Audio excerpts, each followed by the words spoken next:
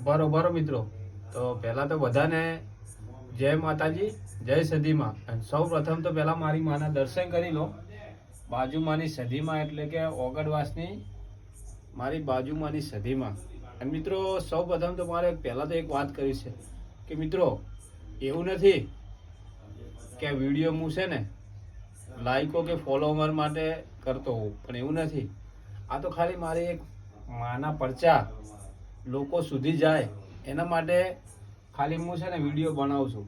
બાકી મને કોઈ લાલચ નથી કે કોઈ પૈસા નહીં કે આપણે તો કોઈ નથી. મારે તો મારી માના લીધે છે ને, મારી જોડે ઘણું છે ને ઘણું હાલે છે મારી માને. બસ ખાલી આ તો લોકોને પણ જાણવા મળે કે મારી ઓગણવાસની બાજુમાંની સદી એટલે કે તમારા જે પણ ઓળતા હોય ને એ બાજુમાંની સદીમાં એક કોમેન્ટ કરજો.